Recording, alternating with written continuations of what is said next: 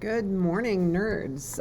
Today we are going to be working on stage 3 of our first-person shooter tutorial. This tutorial will focus primarily on shooting. So today is all about bullets. We're going to be creating some very generic bullets that we can use for a lot of different things, different kinds of guns. The enemy and the player can both use the same ones. We're going to be doing a variety of different things with this. So this is going to be a fun one. So as always, we are using Unity 2020.3.13 F1, but as with some of the previous ones, and if you've already started your first-person shooter, anything over 2019.2 should be good enough for this. So there we go. This does heavily build on the prior 2 tutorials. So if you haven't completed those, it is probably smart to do that before you start messing with this one. So let's go ahead and get into it. We already have a player that is doing a pretty good job of moving around. We can move, rotate, we can move forwards, we can move backwards, and we can also move side to side.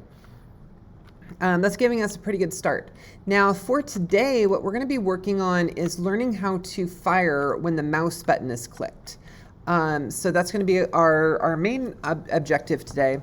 There's a few different things that need to all occur kind of in a row. So the very first thing we're going to do is, since the player is going to be doing the thing that is going to be the one that's doing the shooting, we're going to be starting off in the player script, and then we'll start modifying the bullets from there. So we're going to go ahead and start inside the player script. Actually, no, we need to start, in the player object. One of the main things that we need to start with here, so I'm going to go into the player prefab, which is click on the prefabs folder, clicking on player, opening my prefab. And the very first thing that we're going to need to do is figure out where we want to shoot the bullets from. Obviously, in a setup like this, especially since I've created a gun object, we do want to start our bullets from there. But it is very important for us, due to some quirks with collision and some other things like that, we don't actually, as intuitive as it would seem to launch the bullet from inside the gun, we actually want to launch it from just a little bit outside the barrel. That's going to keep it from accidentally colliding with something. It'll allow for cleaner bullet disposals on collisions. It's going to solve a lot of our other problems. So we really don't want the bullet to start inside the gun. The easiest way to do this, and as with everything in Unity, there is a number of ways to accomplish this, but the one that we're going to choose is I'm going to go to my gun object in my prefab. Inside of that, so while it's clicked, I'm going to go ahead and right click and do create empty. And we're going to just create an empty game object, and I'm going to call this bullet spawner.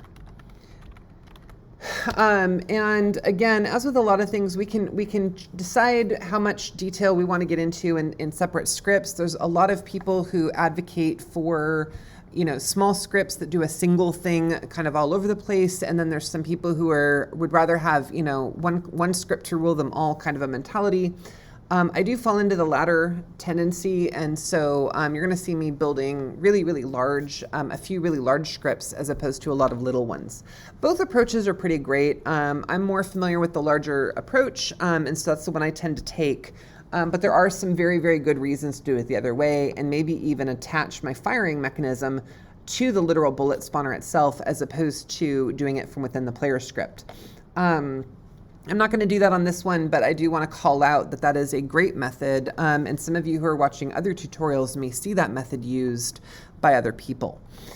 So what we're going to do here is we're going to take this new bullet spawner object, and we're just going to drag it forward, and you're going to notice, and I'm doing this very deliberately, I'm just a little in front of the gun itself, and it doesn't really matter how far I get. The idea here is I do want it in front of that gun. I could use some math and numbers and stuff like that to get it so it's barely kissing the edge like it is here. I think looking at my z-axis, I think a value of 0.5 would perfectly do it. But I actually want it out here just a little bit. So mine happens to be at 546. There's no reason it needs to be that specifically in that spot, but we are forward a little bit. And the reason for that is eventually we're going to have bullets working off of collision. If they detect with other objects, we're going to have that going. We're going to have them dispose. And that's just going to keep accidental collisions from happening, especially considering that our character is potentially moving forward and firing at the same time. So we want to have that little bit of lead that'll allow a bullet to instantiate and then get out of the way. So we're going to put it just a little bit further forward. Okay, the other thing that we need to be keeping in mind over the course of this tutorial is that while we have in our player object set some other values, like for example speed and stuff, we do want to prevent, and actually I'm noticing a problem that I did in the last tutorial, so we're going to have to go ahead and fix that as well. But we do want to make sure that any bullets that we launch are traveling faster than the player and or the enemy are moving, so that way when they are shot, you don't overtake them while you're running. So that's very, very important. And I think in the last tutorial, I think we set our movement value to approximately 4. So, you know, a good rule of thumb is half again faster. So I would want my bullets to be no less than 6. And if I'm misremembering the numbers that I used last tutorial, because it has been a couple of days since I made that one, we'd want to scale those values up accordingly. So I'm going to go ahead and get out of my player. What I have noticed here is I did add, or I don't have a player script here, which means that I've made a little mistake in that my player has the player script, but my prefab does not. And so now what I have is these two objects are out of sync. And there are a couple ways we can resolve that. I can definitely go into the overrides menu and say revert all or apply all. I do need to be careful though, because main camera is a dangerous thing to mess with. I don't actually want the main camera in my prefab. But I do want this player script to end up in there. So what I'm going to go ahead and do here is I'm going to alter my prefab. A lot of times what I do, especially since there's very, very little going on here, I've got a speed of 10 and a rotation angle of 60. Those are easy to remember. I could just delete the script here, go into my prefab, re-add it, and everything would be fine. But in this case, what I'm going to do is I'm going to click on the player script. I'm going to look at this detail here, and I'm going to click apply. And apply it to the prefab player, and you're going to notice that that goes away here, and you saw quickly this little flash on my player, and basically what that did was that applied my changes that I made here in the hierarchy to the prefab rather than the other way around. So if I were to click on the player right now, you'll notice that that script is there with my values the way that I had them. And this is a great way of allowing me to fix that. So this has unintentionally turned into a really great teaching moment where you have learned a new Unity skill. I would love to take credit for having planned that. And maybe I'll edit this video later so that it looks like I did. But sometimes those unplanned moments are kind of fantastic. So we've edited that, we've updated. And more importantly, in the hierarchy, you can see that this bullet spawner came down as well because it inherited it from that prefab, which means we're in really great shape here. All right, so going into my player script, we need to edit a few things. And again, to get into my player script, I can, if I don't already have it open, I can do just a double click here in the inspector on the script object here. I could also go to my assets in my scripts folder and double click on it there. Pretty much, you know, as with everything in Unity, there are a lot of ways to do this. And for organizational purposes, we're going to be doing a lot with game objects in our code this time. And I like to kind of break some things up. So I'm going to give myself a couple of returns here and kind of just try to separate out my variables. This section here is kind of for things that control my player. I'll probably have another one for things that control my bullets, and then game object links. So we're going to do public game object, and we're going to say bullet spawner. And we're going to do public game object bullet. And these are going to be great. Game objects, in this case, these variables are what we call references. They're going to reference other game objects, but allow us to interact with them in code as if they're part of ourselves. So this is a very, very convenient method. I use this one a lot. And we're gonna need to be, and especially when you're instantiating things, you definitely need an object around that you can clone, and prefabs are a great way to do that. Okay, so I'm going to go ahead and go into my update. And in my update, what we're going to do is we've done a lot with key codes. So for example, we've done input.getKey code E, which is going to rotate us.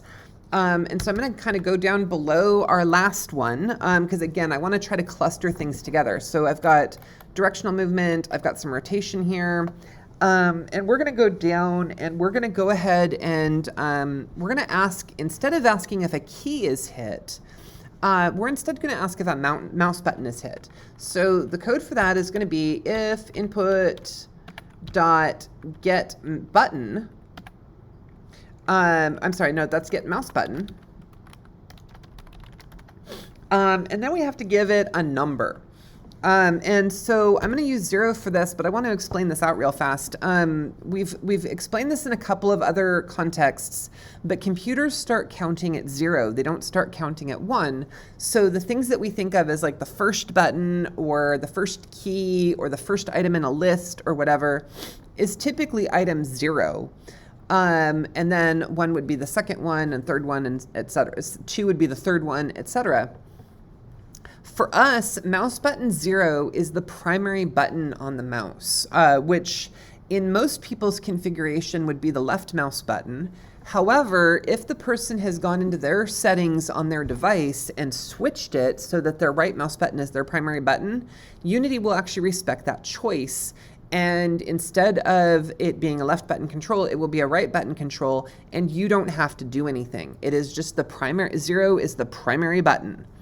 And then the other button that we need to consider that we have is if you have a scroll wheel mouse, typically clicking the scroll wheel would be button 2. So 0 is my left button, 1 is my right button, and then 2 would be my scroll wheel in a normal mouse configuration, assuming the user hasn't done anything. Additional buttons are available potentially if you have mouse or different drivers, but those are the standards.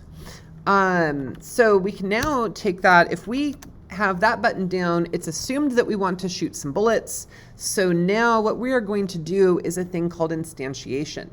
And instantiation is a fancy word for we're going to make one. And usually we need a thing that we want to instantiate. In this case, we have a bullet prefab that we can work with. And then we can also pass it some additional parameters. So in this case, what we want to do is, and we're going to be using this later, is we want to instantiate something and also create a reference to it. So we're going to do, game object. And we're just going to call this one, we need a capital G there. Game object. We're going to call this one B. And this is a very normal thing inside of a function. You tend to use shorter variable names that are perhaps a little bit less descriptive to kind of identify that they're part of the function or they're part of the if statement as opposed to something that's class-wide. And since we're dealing with a bullet, we're going to use B as the reference. So that way we can kind of identify quickly, oh, this is a reference to something, and it's not a variable that we intend to keep around for very long. So game object B for bullet is going to equal instantiate. And instantiate is a function that has a lot of potential parameter choices. You can see here it says 1 of 10. There's 10 different instantiate methods that all basically do the same thing, but if you provide them different data, they have slightly different behavior. For now, we're just going to use the basic one, which is input an object. So we're going to say bullet. And that's going to use our bullet reference that we said earlier. And there we go. Now we are creating one. This is a pretty easy basic method. So we're going to go ahead and save that. Control S or Apple S, or I guess that's Command S now on a modern Mac. You can tell I've been using Mac for a little while. I'm still using the older terminology there. But if I do that, we've now added that script. And I can go back to my inspector. I'm going to go back to my player object. I'm going to go to my bullet spawner. Actually, I need to edit a couple things now, but I can go to my prefabs. I'm going to drag my bullet prefab into that bullet object. So now it's using that as a reference. This is a great time to look at your hierarchy. If you do have a bullet in your hierarchy, we need to get rid of it and delete it, which we should have done in the first tutorial. But if you still have it there, we need to get rid of it. And then the other thing that we are going to do while we're here, because we're going to need this later, is we have that bullet spawner that we created, and we're going to go ahead and drag that in. We're not quite using it yet, but now's a good time to deal with it while we're thinking about it. So we'll put the bullet spawner in there too. And now we're going to go ahead and hit play. And as you can see, I'm firing. I've created a whole bunch of bullets by holding down my mouse button for a couple seconds, but I didn't see any bullets come out of my character. But if I go over here and I turn around, you can actually see there's some bullets here in the floor at 0, 0. And if I keep on holding the trigger, we can see them kind of appearing here, but we haven't really done anything with those yet. So we do want to take a look at those. If I take a look at my bullets on the transform level or the inspector, we can see that they exist, but the question is why did they appear where they appeared? Well, the reason they appeared where they appeared is their current position is 0, 0, 0, which, as we know when we set up our game in the first place, this little crosshatch here is 0, 0, 0, and that's why the bullets are appearing there. But we don't really want that, do we? So what we're going to do is we're going to go back to our instantiate function. And remember how I said a moment ago, there was several different versions of instantiate. One of the other versions allows us, if we kind of click through the arrows, we can kind of look at some of the other ones. But one of the big ones, one of the ones that's important here, as I'm clicking through and looking at some different ones, we've got some that involve position and some that involve rotation. The position parameter is going to allow us to start the object off somewhere. And so I'm looking for, number 4 is the one that we want, and you can see it requires a vector 3 to use as its starting position, but then it requires a thing called a quaternion for its rotation, and we'll talk about that in a moment. So the position that I want to use, just like we've been able to use transform.position to describe our own position, and us being the player in this case, we can take any object, find its transform, and find their position, and use it. And what we really want here is this bullet spawner object, which we have linked in our inspector to the bullet spawner variable. So if we access that, so I'm going to do comma, and then we're going to start typing in bullet spawner. That's a game object, and as we can clearly see here, that game object is not sufficient for this variable. That's why we're getting the red line, but that game object does have a position. The problem is we can't access it directly, but we can access that object's transform, which contains the position. So we can do bullet spawner.transform.position, and that is going to give us that vector. Now we can see that right now that is still redlining, and that's because in order to use a positional based function, we do also need to provide a quaternion. The quaternions are very, very, very out of scope for this tutorial series. We will not be discussing them in this tutorial series. I might do an additional tutorial at some point later, specifically on quaternions and quaternion math. But the short answer here is we don't want to deal with those if we don't have to. What we're going to do instead is we're going to go ahead, since this is involving rotation, we want to use the object's original rotation. So I'm just going to use the rotation of the bullet as my rotation and apply a quaternion to it. And in our case, what we're going to do is we're going to use Quaternion Dot Identity. And that is a built-in function. There we go. And so we're going to kind of space over there. Make sure you don't forget about the parentheses or the semicolon here. But Quaternion Dot Identity is functionally, in a mathematics sense, it's kind of the equivalent of multiplying by 1. So we're really just saying, hey, take all your rotations, multiply them by 1, which will equal their current rotations, and call it good.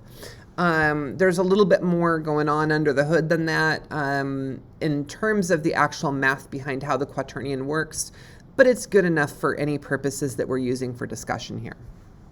So we're going to use Quaternion Dot Identity, and anytime we need to use spawn in a specific position for this tutorial series, we'll be pairing that with Quaternion Dot Identity so that we don't have to deal with quaternions. And again, don't forget that last semicolon, because semicolons are important. And actually, I'm going to see, yeah, let's go ahead and stretch out that Visual Studio window so that way you guys can see those a little bit easier. So now that we have that, this is going to improve our setup. It's still not going to be perfect, but let's take a look at what we got now. So now if we run our game, we're doing a little bit better in that if we move, we can see that I'm spawning bullets where I am, although they are creating some collision spaces. I'm spawning bullets where I am. I'm spawning rather a lot of them, so we probably need to look at that. And they certainly aren't moving. And the other problem that I'm going to be having is that they are still facing the same direction, even if I'm facing a different direction. So for instance, if I'm facing sideways here, these bullets that I just fired are facing the wrong direction. So we need to get them pointing in my direction. We also need to get them moving, because they're also adversely affecting my rigid body here, and you're seeing kind of some drift from me as a result. So none of that is good. We need to kind of resolve a lot of things here. So, so the next thing that we're going to do is we're going to teach the bullets how to point in the direction that we want them, and then also how to go a certain amount of, or basically push themselves along. So that way they aren't just spawning in space, but this is a good start. So the next thing that we're going to do is we're going to create a bullet script on the bullet. So I'm going to go into my bullet prefab, and I'm going to add a component straight to it. I don't need to open the prefab for this since we're doing it on the root of the bullet. And I'm going to call this one bullet script. And for this, it is going to matter later. I'm using a capital B and a capital S. That's definitely going to matter here. We're going to create an add, and just like last time, I'm going to kind of look in my inspector here. It is showing up. That's fantastic. And just like last time, I'm going to go into my assets folder and drag that into scripts real fast, just so that way I can maintain some organization here. We're going to double click on that bullet script, and now we can start working. Now, bullets are going to need a few different things to understand how they work. And that's going to be very, very important. So some of the things that my bullet needs to know is going to be public float speed and public int damage. We're going to make sure our damage is in whole number increments. I don't want to deal with 4.732 damage. We'll just use whole numbers for this. But speed does need to be a float for kind of the same reason that our movement and positional data had always needed to be floats before as well. So we'll use speed for that. Now, unlike our previous objects, what we want to do, because we want these bullets to be versatile, and this is a concept that we call abstraction. When you fire a bullet, I want the gun to tell the bullet how fast it should be. This is going to allow us to do some gun upgrades later. We can maybe make some guns like a pistol or something that shoots a little bit slower. Shotguns can shoot like really slow. And then maybe we have things like sniper rifles that like insta-kill. So, so we want to be able to alter these speeds a little bit. So what we're going to do here is we're going to go ahead and update or kind of edit some code here. So the first thing that we want to do is allow us to communicate how those bullets work. We could try to co-op start. The problem is that start is a built-in function that we can't really easily add parameters to. And so we can't really tell start, hey, this is some data that you might need to know. So this is not a very good option here. But what we can do is create another function. So we're going to create our own custom function, and we're going to ask it for a few different pieces of data. So that function is going to be public void init bullet, and that's going to stand for initialize bullet. And init is a very, very common abbreviation for initializations in the programming world, so we want to kind of stick with that naming convention. And you will notice that unlike variables, I'm using a capital I for this function because functions we typically denote with capital letters, and then variables get denoted with lowercase letters. And that helps us tell them apart. Now, we do need to, this function needs to know a few things in order to work. The three things that we're going to choose to let it know is what direction do we want the bullet to travel, how fast do we want it to move, and how much damage do we want it to do when it hits its target. So we're going to ask it for all of that data. And you're going to notice I did not create a variable for direction, and that's because, like the player, the bullet has a transform.forward. So what we're going to do is change it to the direction that we want it to be facing, and then we can set the speed and damage from there. So our three parameters are going to be vector3 direction, abbreviated DIR. We're going to do a float for the speed, and we're going to abbreviate that SPD. Again, like many other things, we can't use the same name for variables and parameters, and so we can't use the word speed. And so I tend to just use an abbreviation of the thing it's going to land as. And so I'm going to do the same thing here. We're going to do int DMG for damage, and that's gonna make this work. Okay, now we want to take these values. When somebody gives them to us, we want to do something with them. So I'm going to process them kind of in the same order. This is a good habit to be in. I'm going to process them in the same order that they were given to us. So I'm going to change the direction. The direction is going to be our new forward. So I'm going to say transform.forward equals vector3.dir. Or I'm sorry, excuse me, not vector3.dir, just our direction that we put in. Sorry about that. So we're going to do transform.forward equals dir. Almost said it again. Our speed is going to equal speed, and our damage is going to equal damage. And that's really all this function needs to be. It doesn't have to be terribly complicated. And at this point, we're going to go ahead and save. At this point, if we run this, you're not going to notice too much difference. And there's a pretty good reason why we're not going to notice any difference here. So I'm going to just, shoot some bullets. Look at that. They are still doing exactly the same thing that they did before, including they're facing the wrong directions. And that's because we're never using this function. So we're going to go ahead and adapt that. So we're going to go back to our player script. And the cool thing is we've already said GameObject_B. And this is important because we need to hit that initialization function. But if we had to look for an initialization function just kind of out in space, we would have to look through all the bullets, figure out which one was our bullet, and adjust that function. In this case, we have that information up until we hit the curly brace. B is the one that I just made. So what we can do here is say, hey, B, I want to get to your component. I want to get to your bullet script. So we're going to do B dot, and the bullet script is a component. So we're going to say, hey, B, I want to know what your bullet script is. So we're going to do B dot get component. And there's, again, like you can see, look at all these get component functions. There's a lot of different ways we can do this. Some of them are efficient, some of them are not, some of them are grossly inefficient. And those are kind of scary ones, but we're going to use the template method, which uses angle brackets, because this is a pretty cheap one. So we should be able to do get component. Apparently it's not going to let us do the auto type, so we're going to do get component. I'm going to hit space and backspace there to fill that in. We're going to use an angle bracket, and the component that we're looking for is that bullet script. So we're going to put bullet script in there, and because this is a function, we need parentheses, and now we're aware of bullet script. And now that we know bullet script, inside of there we can find that init bullet function. So we're going to do dot init bullet, and we're going to fill in our values. For now, we need to fill in, and it's giving us some hints on what we're looking for here. We need a direction.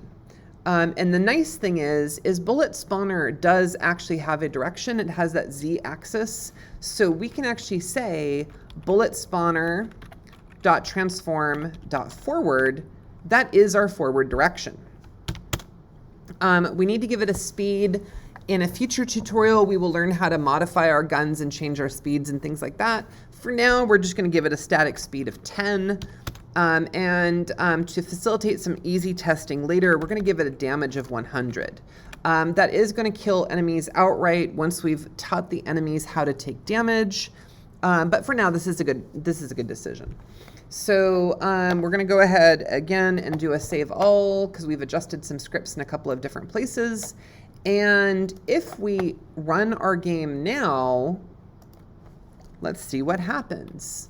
Okay, so I've got some bullets. They are still not moving, but here's a new one is if I shoot sideways, you'll notice that they are actually pointing in the correct directions. So we have made some improvement. The challenge that we're having now is that the bullets are still not moving. And the reason that they're not moving is just like the player wasn't moving before, in the bullets update, we never tell it to move.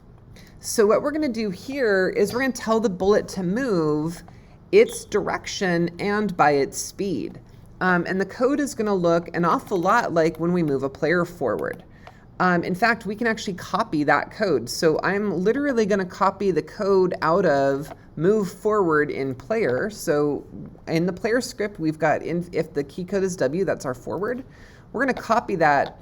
But we're not going to copy the if statement because we don't want it to move forward when you hit a key. We just want it to always move forward. And so we're going to go ahead and paste that in. And this makes sense. We're going to take our transform position. We're going to add our forward vector times our speed times time.delta time to calibrate. And that's it. If we do a save all now, we can go ahead and hit play. And we are now able to shoot bullets forward, and we're in good shape. So I can definitely shoot the enemy. We can see those bullets hitting. And now our new problem, they are impacting against the enemy, and that's pretty great. They're kind of pushing him around. Those rigid bodies are working, and that's pretty cool. Now, the next problem that we have is the bullets are just flying through things like walls. And you can see here, I've got this list of bullets.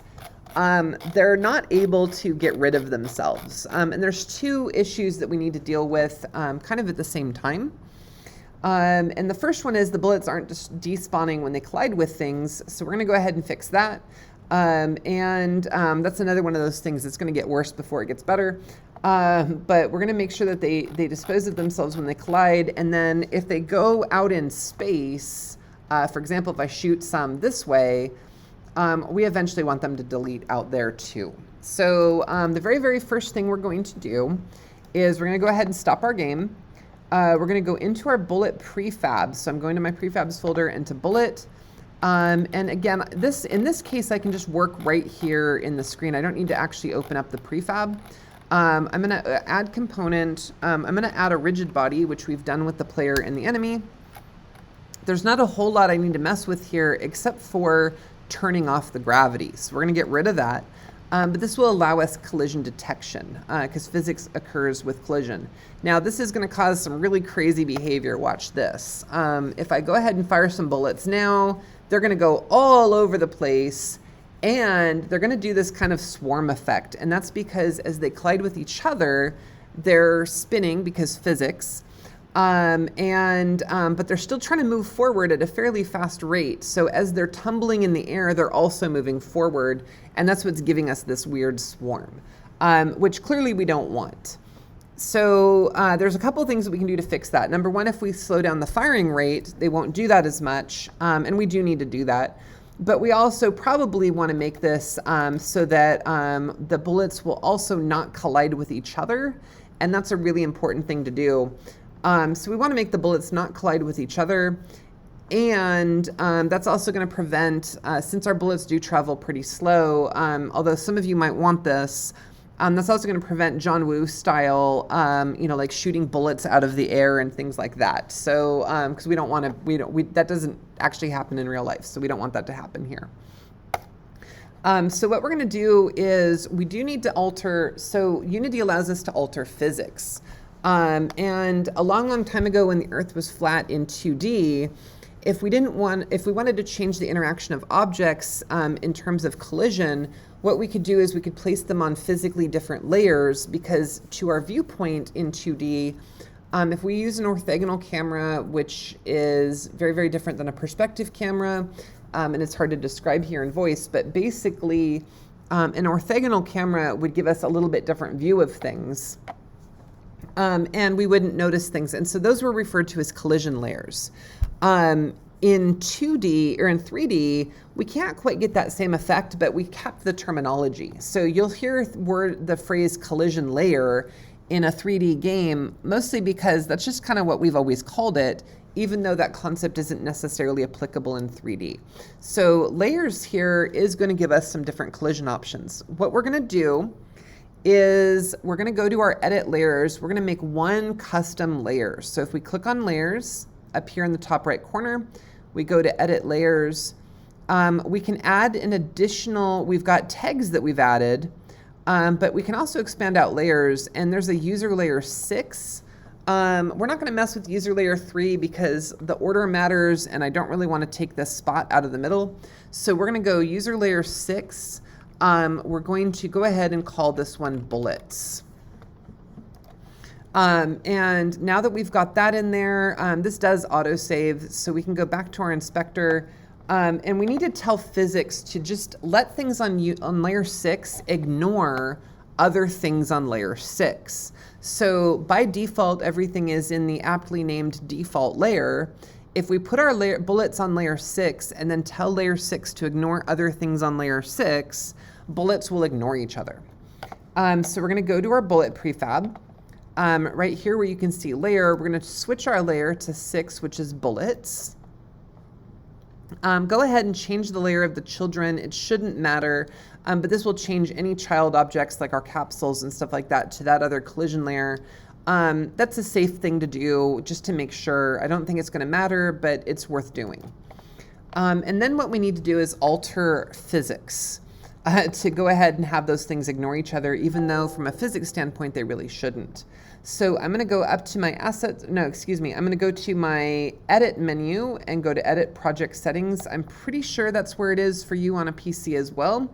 But if not, please go through your menus and find project settings and bring that up. And this is a lot of different options for us. It may or may not default on player for you guys, but what we want is over here in the left-hand menu, there is a physics menu. We want to go ahead and click on that. This is an area where you can do a lot of damage by accident, and just like some other things in the inspector, we don't have to click save. So be very, very careful you don't change any values that you don't mean to change. But the value that we want to change down here is down here in this grid. These are all the objects where, like, does this layer collide with that layer? Do we even try? And what you'll notice is we've got bullets interacting with bullets. We're going to go ahead and turn that off. And now the bullets layers will not trigger collision with each other. If we go ahead and do that option, so we unchecked that checkbox, we can go ahead and close this menu. We can go ahead and play. And what you're going to notice now is that bullets basically just fire in a straight line, and they kind of just ignore each other. We do still get them bouncing off walls now, now that we have those rigid bodies on there, which is kind of fun. They're bouncing off of me. We're getting some pretty fun chaos here. We're not going to worry too much about the wall bouncing because we're going to eventually have them, actually in just a few minutes here, we're going to have them dispose of themselves when they hit something. But this is a pretty good start, and it is creating some pretty fun, weird behaviors here. So bullets are doing good. They're pushing me off the world, but that's okay for now. Okay, so next thing that we want to do is we want to make the bullets dispose of themselves. So anytime a bullet hits something, I want that bullet to go away. Now, fortunately for us, Unity does have a system. Back in the good old days, if you deleted, so we're detecting collision, and if a bullet hits an enemy, for example, If the enemy did its collision detection first and destroyed itself, then the bullet, when it did its collision detection, wouldn't necessarily know that it had hit anything, because by the time you're asking the question, the other thing is gone. Nowadays, most game engines, including Unity, will actually wait until the end of the frame, or the end of that screen, to actually dispose of objects. So if you tell an object to destroy itself, it'll wait just a fraction of a second, which gives the other objects that are colliding with it a chance to do their checks as well. So that saves us a lot of time, and that saves us a lot of work. So we're going to go into Bullet. So we need to check collision. And the way that we can do that is using a built-in function. And for this, we really want to make sure that auto type is working, because we don't want to have to type all this stuff. So I'm just going to literally start. I'm going to go into my space between my update function here. My update function is over as of this curly brace. My init bullet hasn't started yet. So this is a great place to type in. We're going to do on collision enter. And there's a few different collision-based functions. We don't want to use any of the 2D ones, and we want this to happen as soon as a collision happens. So we're going to do enter. If we did stay, it would trigger every frame where a collision was occurring. But for this one, we just want it to happen right when they collide. And for a bullet, basically if it hits anything, we want it to delete itself. So the way we can delete things is we need to target its game object. So we do destroy. And fortunately for us, we can hit our own game object by destroying just the game object variable. So game object little g, and that's literally it. That code, if we save this, we can go ahead and apply it to our game. We're going to go ahead and hit play. And if I hit the wall, you're just going to notice that those bullets just deleted themselves, which is pretty great. And so I just threw a stream of bullets at the opposing wall there, and you can see in the inspector that they are coming and going pretty darn quickly. So those other ones are about to hit the wall over there. I'm spraying some bullets here, and they're going away pretty darn quick. So we're doing pretty good now. We will deal with the enemies detecting collision with the bullets in the next tutorial. So for now, the enemy isn't getting hurt by these bullets. But the bullets are detecting their collision with the enemy and stopping. So that's pretty good. The last thing that we're going to do, well, we got two more things to do, I guess. So the next one that we're going to do is we're going to slow down that firing rate. Right now, I'm firing pretty darn quickly. That is a lot of bullets, and that's going to make kind of some unfair gameplay. So I don't want that many bullets to be fireable. So we're going to go back to the player, and in our code here for player, we've used get mouse button. This is kind of the opposite problem that we had when we were doing our keyboard movement. If you remember, we started by doing get key down, and that meant we had to press the key every single time we wanted to move forward, several times a second in order to get movement down. We changed that to get key so that it would trigger every frame. Get mouse button is also triggering every single frame, so we're shooting a new fresh bullet approximately 60 times per second, which is fantastic if you want a machine gun, but not so much if we want a normal first-person shooter. We're going to swap that. We could do get mouse button down or up. Up would mean when we release the key. And I don't like that. As a player, I'd rather have it when I push the button down than when I release it, and that feels a little more intuitive. It's also a real gun. When you pull the trigger back, that's when it fires, not when you let go of the trigger. So this is going to feel a little bit more natural. So we're going to do, instead of get mouse button, we're going to change this to get mouse button down, save that, and apply it. Whoops, I hit tab instead. Sorry about that. We're going to do get mouse button down. We're going to save that. We're going to alt tab back to our game. And now when I shoot, I'm holding down the mouse button, and I only fired one additional bullet there. But if I keep on clicking the mouse, I can fire pretty fast. And the nice thing is I'm not getting that stream of bullets, because this is about as fast as I can click. So I'm clicking as fast as I can. We're getting some pretty good clicks here. Those of you with more responsive mice or whatever might be able to beat that a little bit, but those are pretty good. So we've considerably slowed down the firing rate. Now later on we will implement a firing delay to make that even better, so we can change firing delay on some things, but for now this feels pretty good. All right, the last thing that we need to do now is we need to deal with the fact that our bullets can leave the screen. And if they leave the map and we just kind of shoot them into space, they will never delete themselves. That can create some performance implications that I don't really like. One of the easy scenarios here is we could just put some walls around the map, but I'd also rather teach how to fix this problem.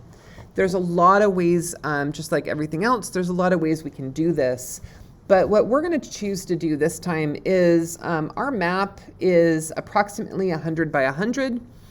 What we're going to do here is we're going to figure, since the map is 100 by 100, let's zoom out on that a little bit. So we're going to stop our game, and I want to, there we go. We're going to kind of zoom out and take a look at this. So if this map is 100 by 100, that also means that each wall is approximately 50. And I don't want a bullet to die like the second it gets off the map. I want it to kind of fly off into the distance and then despawn. So we're going to let it go double the distance of the map, which conveniently for us is the actual map size.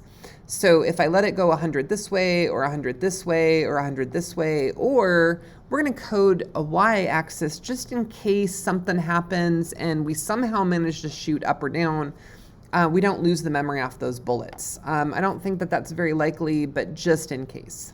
So we're going to do, if it goes more than 100 in any direction, the bullet is going to despawn. But we're also going to build this. What if we change the size of our maps? I want to be able to easily change that size without causing any challenges. So what we're going to do is we're going to go back into our bullet script and we're going to create a new variable. We're going to go public float off map.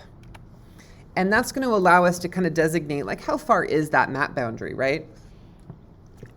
So then we can specify a number. For now, we'll use 100. But if you change the size of your map, we can just change that value and it will react accordingly. So also an update. So after we've moved, we're going to do a quick check. And this is where we're going to also learn a couple new keywords. But we're going to use an if statement and say, hey, if the position is outside the lines. And for this one, let's do one together. So go ahead and follow along with this part. We're going to do if transform.position, we'll start with our x-axis, so .x is greater than 100 or greater than off map. What we want to do is destroy ourselves. So we're going to say destroy game object and all is good. And this will work great as long as the bullet goes off via the x-axis in a positive direction. And this is the part where I don't want you to follow along. So don't follow along for a moment. Pay attention, but don't type with me because I'm about to delete everything I'm going to do here. So one thing that we could do to solve the other angles is we could copy and paste a few times. And we could do things like, for example, if x is less than the negative value of off map, that would cover us when we get less than negative 100. So now we've dealt with that axis. We could do if y is greater than the other one. We could do if y is less than negative off map, etc. And this is about as far as I want to go with this because this is a dumb method anyways. All right, so one of the other things that we have available to us in programming is a concept called OR. And OR is basically exactly the way it sounds. If I were to tell you you could leave class if it was after 2 o'clock or you'd done your homework, that would mean that either condition would be true. And if you did your homework but it wasn't 2 o'clock yet, you would be able to leave, which is somewhat common in like a college class or something. But any one of those conditions would work to satisfy the condition. Well, we can do the exact same thing here. Instead of having all of these chunks of code that is essentially replicating this destroy function and a lot of processing here for these, what we can do instead, and that's why I didn't want you to copy because look at all that deletion I just did. Instead, we could do something more like, and still don't follow along with me here, but the OR function is these double lines. So for this, to create those, it's the same key as the backslash, which I've just put on the screen here for you to be able to see. It's the exact same key. We just hit Shift and then the backslash key, and that's going to allow this to work.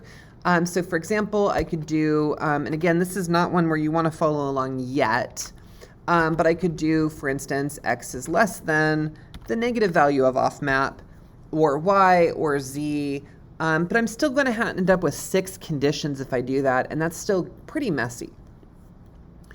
But a better way to do this is we can do a quick conversion. As it turns out, absolute value is, for those of you who haven't done this in math yet, absolute value is the concept of kind of the distance from 0, and it means that if the number is, or it makes a number automatically positive. So if we take this position.x and just ensure that it is a positive value, if it's negative, we're just going to make it positive, then we can just use one condition, is that number bigger than offmap? And that's going to cover both sides, the positive and the negative value. So we can do that very, very easily using mathf functions. Mathf is our float mathematics library. So we're going to say, hey, if mathf dot abs for absolute value, if the absolute value of transform.position.x, which is now in parentheses, so don't forget those, if that value, so if it's negative 200, now it's positive 200, is greater than offmap, and we only have to worry about greater because as a positive value, it will be bigger than something, then we're going to trigger that condition. And now, go ahead and follow along with me on this one. We can copy paste that value. So I'm going to do a copy. And now is a great time to go, or Y is greater than offmap, or Z is greater than offmap. So if any of these 3 things is greater than offmap, then we know we need to destroy. To make this easier for you guys at home, I'm going to go ahead and add a line break in here to my condition. You can do that on yours. It doesn't hurt anything, but you certainly don't have to. I'm just trying to keep this easier to read. So I'm going to keep mine double lined like this. But these 2 lines of code that are currently highlighted should be treated as one line of code if you're working from home. It's a little bit easier to read like this, and often I will, you can kind of see this faint gray line on the screen. That's kind of where Visual Studio is like, this is going to be more convenient for you to read this as one line, and so we will often add some line breaks to keep it on the other side of the line, but this is good enough for now, and that'll also make it print a little bit cleaner and things like that. So I'm going to go ahead and do my line breaks right there, and that adds a little bit of readability. But I don't like it because it makes the if kind of drag onto 2 lines. So I'm kind of on 2 opinions on this. But that's going to go ahead and work. Again, we're going to go ahead and save.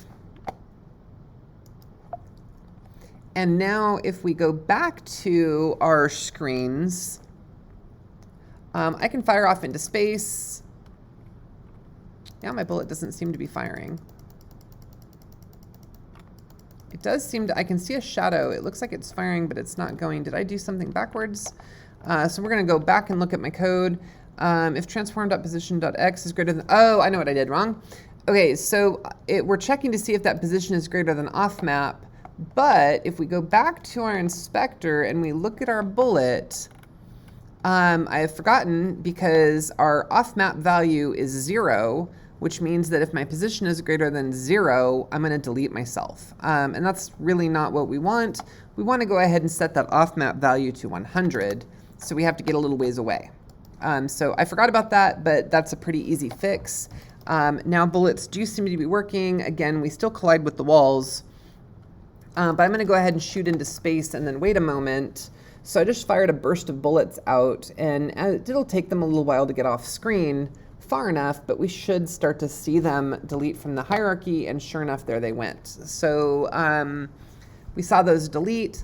Bullets are working pretty well. We've got them following or flying out, and again, we've got them disposing correctly.